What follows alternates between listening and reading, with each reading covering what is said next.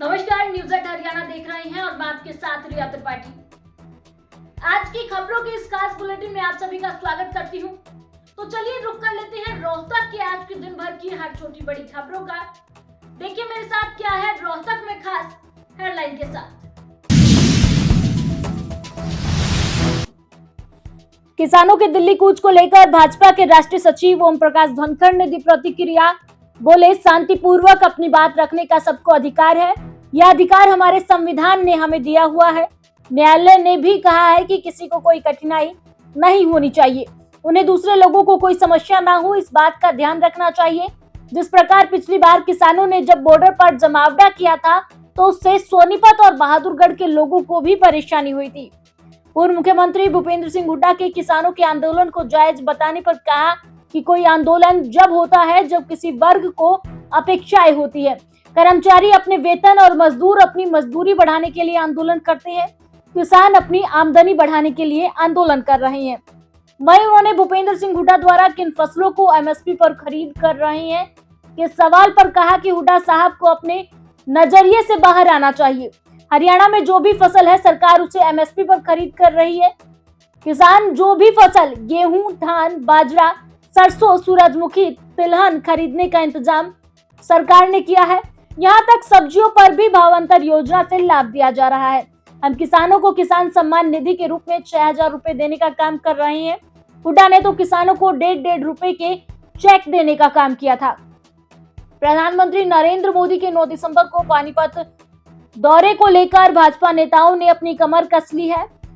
इसी कड़ी में आज भाजपा के राष्ट्रीय सचिव ओम प्रकाश धनखड़ एवं संसदीय बोर्ड की सदस्य सुधा यादव रोहतक पहुंची थी। इस दौरान ओम प्रकाश धनखड़ ने ये बयान दिया है। भारत के प्रधानमंत्री माननीय नरेंद्र मोदी जी 9 दिसंबर को पानीपत पधार रहे हैं। बीमा सखी योजना देश भर के लिए शुरू करने के लिए हमारी साधारण परिवारों से आने वाली, ग्रामीण क्षेत्र से आने वाली बहनों को बीमा से जोड़ने के लिए, उनको बीमा एजेंट बनाने के लिए एक योजना शुरू की जा रही है। जो बहनें उससे जुड़ेंगी उसकी पूरी जानकारी वहाँ मिलेगी और बहुत आगे तक जो है बीमा बहनों की समृद्धि का संकल्प लेकर ये अभियान प्रधानमंत्री जी के माध्यम से शुरू हो रहा है। हमें इस बात की खुशी है कि प्रधानमंत्री जी ने हरियाणा को चुना है, पानीपत को चुना है।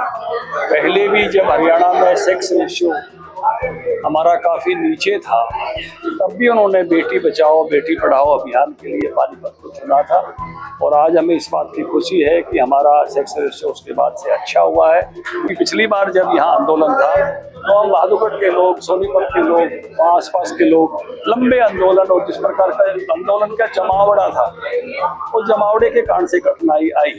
इसलिए सीधी सी सरल सी बात है, मांग करना हक है हर वर्ग का, मजदूरों का, किसानों का हक है आंदोलन करना। वो अपनी मांग रखें, कहें सरकार के सामने और लेकिन उसके कारण से जैसे न्यायालय ने भी कहा है किसी को भी कोई कठिनाई नहीं आए, इसका भी ध्यान आंदोलन करने वाले संगठनों को रखना चाहिए।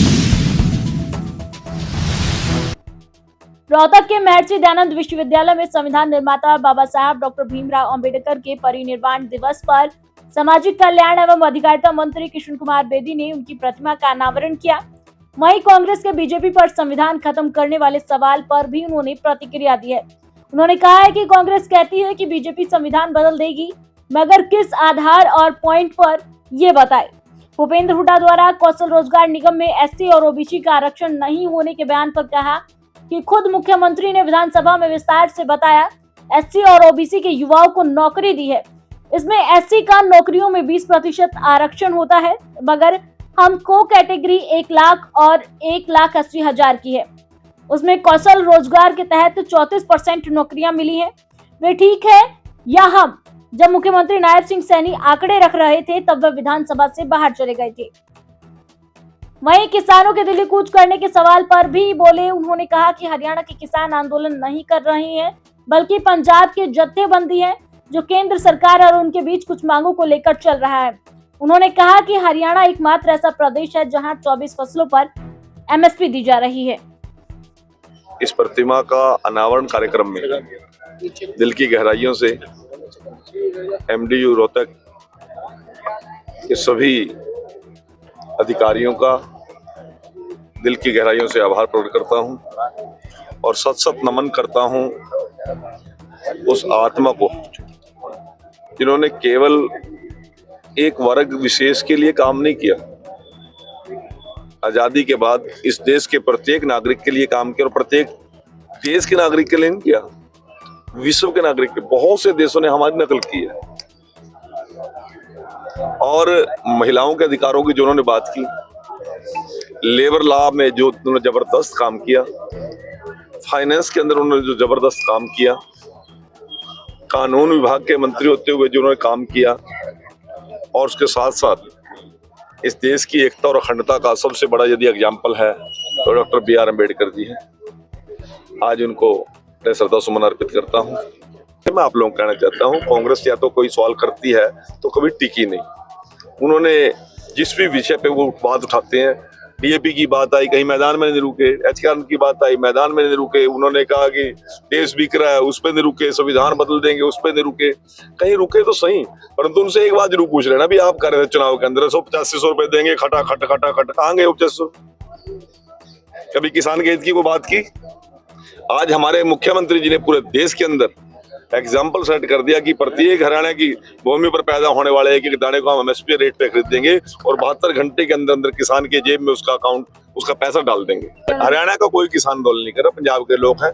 उनको मैं तो एक निवेदन करता हूं जत्थेबंदियों को कि आप लोग ध्यान दीजिए, हरियाणा की सरकार ने बहुत कुछ किया है, मोदी जी ने बहुत कुछ किया है। हमने तो फसल अभी पैदावार भी नहीं हुई थी, बारिश कम हुई, मुख्यमंत्री ने 2000 रुपए पर एकड़ का बोनस भी दे दिया और वो उनके अकाउंट में चले गए। पंजाब ने क्या किया? महर्षि दयानंद विश्वविद्यालय के विधि विभाग के पास संविधान निर्माता बाबा साहब डॉक्टर भीमराव अंबेडकर की आदमकद प्रतिमा की मांग 30 वर्ष पूर्व छात्रों की आवाज उठाने के दौरान छात्र संगठन डॉक्टर अंबेडकर स्टूडेंट्स फ्रंट ने जोर शोर से उठाई थी, जिसमें विश्वविद्यालय के अध्यापक व कर्मचारी भी शामिल रहे, परंतु लगातार इस मांग की अनदेखी होती रही। आज बाबा साहब डॉक्टर भीमराव अंबेडकर के परिनिर्वाण दिवस पर डॉक्टर अंबेडकर स्टूडेंट फ्रंट के पूर्व अध्यक्ष व वर्तमान में रोहतक जिला भाजपा प्रभारी डॉक्टर अशोक कुमार रंगा ने भाजपा सरकार द्वारा इसे पूरा करने पर प्रसन्नता व्यक्त की है। उन्होंने कहा कि संविधान पढ़ने व पढ़ाने वाले विधि विभाग के पास संविधान निर्माता डॉक्टर भीमराव अंबेडकर की प्रतिमा विद्यार्थियों के लिए एक सफल विधिवेता बनने की प्रेरणा देगी। डॉक्टर अशोक कुमार रंगा ने आज प्रतिमा का उद्घाटन करने पहुंचे कैबिनेट मंत्री कृष्ण कुमार बेदी को शाल भेंटकर और भारतीय संविधान भेंटकर बधाई दी तथा इस कार्य को पूर्ण करने पर कुलपति व कुलसचिव का धन्यवाद भी किया। वहीं छात्र जीवन में संगठन के उन तमाम साथियों का भी धन्यवाद किया जिन्होंने 30 वर्ष पूर्व यह मांग रखी थी, जो कि आज पूरी हुई है। उन्होंने क्या कुछ कहा, सुनिए। देखिए, जब हम छात्र राजनीति में थे, इस विश्वविद्यालय के छात्र थे, उस समय से लेकर के और आज तक लगभग 30 वर्ष का एक अंतराल है। और उस अंतराल से पहले हम लोगों ने लगातार प्रयास किया कि बाबा साहब का स्टैचू महर्षि दयानंद विश्वविद्यालय के प्रांगण में और विशेष तौर पर जहां लॉ डिपार्टमेंट है, इस लॉ डिपार्टमेंट के आसपास इस प्रांगण में लगे। ये बहुत पुरानी डिमांड थी हमारी और आज एक लंबे अंतराल के बाद वो डिमांड पूरी हो रही है। हमारे पुराने साथी आज इस अवसर पर मौजूद हैं और उन सब ने ये ऐसा देखा भी है कि कितना हम लोगों ने संघर्ष किया और उस संघर्ष की बदौलत आज भारतीय जनता पार्टी की इस वर्तमान सरकार ने उस चीज़ को पूरा किया है। तो बड़े फक्र और हर्ष की बात है हम सब के लिए कि बाबा साहब का स्टैचू आज एक आदमकद प्रतिमा यहाँ लग रही है। वो हम सब के लिए प्रसन्नता का विषय है। कौन यहाँ पहुँच रहा है अनावरण? माननीय कृष्ण बेदी जी पहुँच रहे हैं, वो अनावरण करेंगे। एमडीयू रोहतक में CYSS छात्र संघ ने PG डिप्लोमा सर्टिफिकेट कोर्स की फॉरेन लैंग्वेज व diploma in guidance and counselling course की 20% सीटें बढ़वाने की मांग उठाई। सीवाईएसएस हरियाणा के प्रदेश अध्यक्ष दीपक धनखड़ ने बताया कि डिप्लोमा व सर्टिफिकेट कोर्स के दाखिले लगभग समाप्त हो चुके हैं और कुछ कोर्स में विद्यार्थी अधिक होने के कारण कहीं पर दाखिला नहीं ले पाए, जिनमें फॉरेन लैंग्वेज व diploma in guidance and counselling शामिल है। दीपक धनखड़ के साथ विद्यार्थियों ने एमडीयू डीन स्टूडेंट वेलफेयर व अंग्रेजी विभाग के अध्यक्ष प्रोफेसर रणदीप राणा को ज्ञापन सौंपते हुए फॉरेन लैंग्वेज व diploma in guidance and counselling की 20% सीटें बढ़वाने की मांग की है। उन्होंने कहा कि सीटें नहीं बढ़ाई गई तो विद्यार्थी का साल खराब हो जाएगा। हर वर्ष विद्यार्थियों की मांग आने पर सीटें बढ़ाई जाती हैं, लेकिन इस वर्ष अभी तक कोई सीटें नहीं बढ़ाई गई हैं। एमडीयू डीन स्टूडेंट वेलफेयर व अंग्रेजी विभाग के अध्यक्ष प्रोफेसर रणदीप राणा ने विद्यार्थियों की मांगों को जायज करार देते हुए कहा कि जल्द ही इस विषय पर यूनिवर्सिटी प्रशासन बैठक करके और विद्यार्थी की पढ़ाई प्रभावित न हो, इस पर ध्यान देते हुए जल्द ही फैसला लेगा। आज हमने dean student welfare Randeep Rana ji को ज्ञापन दिया है और ये साथ में इंग्लिश डिपार्टमेंट के एचओडी भी हैं। हमारी यूनिवर्सिटी प्रशासन से मांग है कि साइकोलॉजी और फॉरेन लैंग्वेज में काफ़ी ऐसे विद्यार्थी हैं जो सीटें फिल होने के बाद भी एडमिशन के लिए इधर उधर घूम रहे हैं।